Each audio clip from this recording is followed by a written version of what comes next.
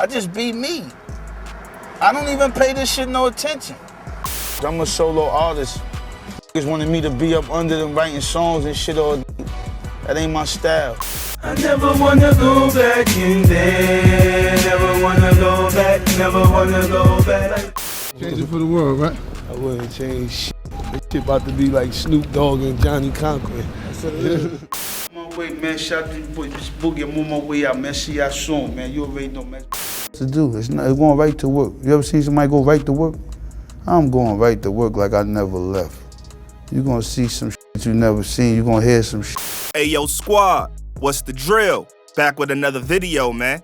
You know Max B is one of the biggest names in the music industry. He's had a major impact on the industry on the low. But let's just say his path to success hasn't really been that easy. He's someone that's tried to have it all, but because he trusted the wrong person, ended up having to serve a 75-year prison sentence. His journey has been anything but simple. So in this video, we're gonna be doing a full rundown of who Max B is, his musical successes, his behind-the-scenes failures, and how everyone he was close to ultimately played a part in him having to potentially deal with over 7 decades in prison. So without further ado, let's skip the play and get down to business. Max B wasn't always Max B. He started off simply being Charlie Wingate from the streets of NYC. He was dealt the same hand that most African-American men in the 70s were dealt. One that involved a hustle to get by mentality, and most of the time things would go wrong, landing the men in jail. The same happened to him too. He was in the streets as a teenager, and he did find himself on the wrong side of the law a few times. But since he was just a teen, he'd usually weasel himself out of getting arrested. A lot of the time, he didn't even get noticed, but all that does to a kid is teach them to continue going that way. It wasn't that long before he was 18 and went in for robbery that was supposed to go perfectly, but didn't. Charlie was arrested and got handed an 8-year prison sentence. That meant that by the time he got out, he'd be past his mid-20s. In prison, he had a lot of time to think. Most people flourish when they're free, but he was the type of person that would end up doing much better locked up than he ever could on the outside. He spent most of his time writing songs, hooks, and even random sentences that would later become lengthy raps. It was as if his creativity started flowing and it just wouldn't stop. In 2005, his sentence ended, and when he got out, he brought his songs out with him. The man had drive, so much of it, so he decided to take the stage name Max B, short for Max Bigavelli, which Bigavelli is a mixture between Biggie, Jigga, and Machiavelli. A lot of confidence. And he became a full-time rapper. He had already done half the work with writing the songs out. All he had to do was record them, and well, he got the work right away. But while he was still in the early stages of recording his songs, he ended up falling back on the streets. He thought that since he had already been in prison once, he could do a good job of staying out, but it only took him about a year before he got arrested again. And this time, things were a lot more serious. It was a robbery gone wrong at Fort Lee, New Jersey, where $30,000 in cash was at stake, but because several people got involved, things went haywire fast. A 29-year-old man was shot point blank and passed away on the spot. Max B was nowhere near the scene during the crime though. The person that pulled the trigger was actually allegedly Max B's stepbrother, Kelvin Leardom. The police didn't have enough to tie Max B to the case until his girlfriend, Gina Conway, turned herself in and was taking a plea deal and ratted Max B out. She claimed the whole robbery was Max's idea. Gina was an exotic dancer in Sin City, and that's where she met the victim that was always flaunting his bags of money around, so she told Max B about it, and the two allegedly roped his brother in and got to work, only for panic to set in at the last minute when the money was nowhere to be found, and Leardom freaked out and shot the man in the head. Max B was arrested and spent almost a year in jail before being released on a $2 million bail on July 11th, 2007. When he got out again, he took it as another chance to make it big, so instead of trying his luck on the streets again, he made music his main focus. He threw himself into it and told Cameron to get him in touch with somebody that could help catapult him to a level of success that he wanted.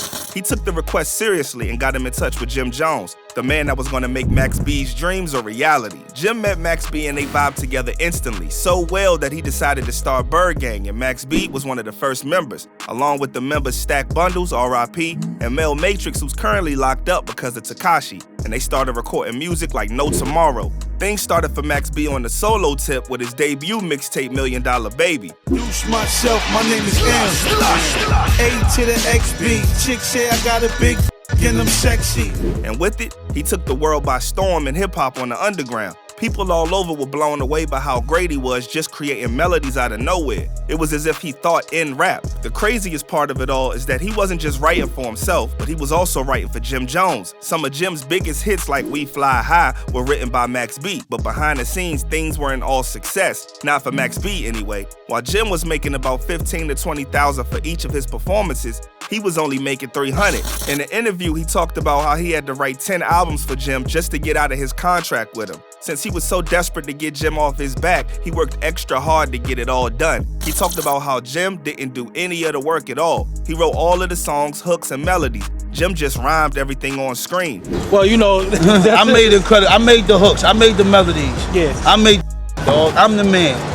He just was a part of it. It took him a while to figure out how to get out of that toxic cycle of working to boost somebody else's career while being underpaid himself. But when he did, he started distancing himself from Jim and Bird Gang altogether and focused on creating his own mixtapes. He released one classic mixtape after another in a row, just putting his music out there for the world to hear without anything standing in his way, waiting to take credit for it. Just when he thought he was set for life, that botched robbery case he was on bail for came to a conclusion, and while Gina was facing 12 to 18 years, Max B was sentenced to an unbelievable 75 years in prison, even though he was not the one that pulled the trigger and there wasn't any significant proof that it was him that came up with the crazy plan in the first place. Max B was still nonchalant about everything. He didn't think he would really be behind bars for 75 years. He even appeared on a going to jail interview. Yeah, man. These my boys. Before I go in we walk the plank.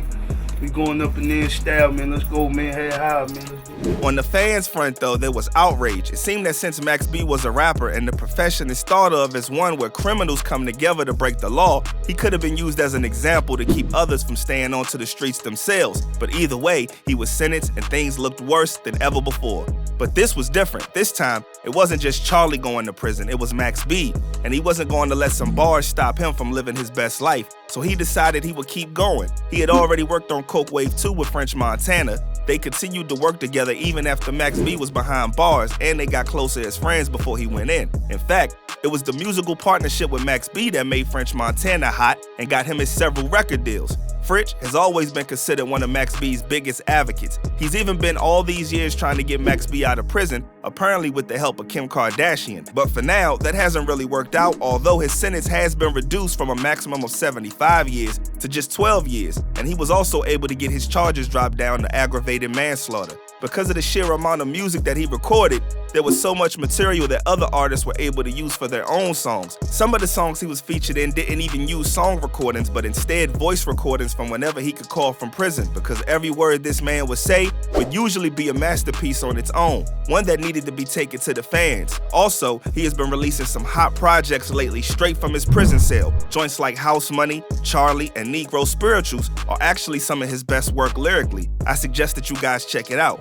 Even though Max B has now already been in prison for a whopping 12 years, he's managed to keep his career afloat. In the past few years, he's made his way on the internet too. He even has a verified Instagram account. Not only that, but he frequently goes live from prison. They got us in here on some bullshit, but it is what it is. It's gonna be a quick joint, but you see the dreads dripping. And it's pretty much acting like jail time hasn't affected him at all. He's expected to be released from the dreaded 75-year turn 12-year sentence in the next year or so, and with it, he's gonna be a force to be reckoned with again. I just know it. He talked about how he got the sentence reduced in an interview with Vlad. Before the case came back before the judge made an actual decision or decided to turn the whole case over, I pleaded out. I couldn't go through.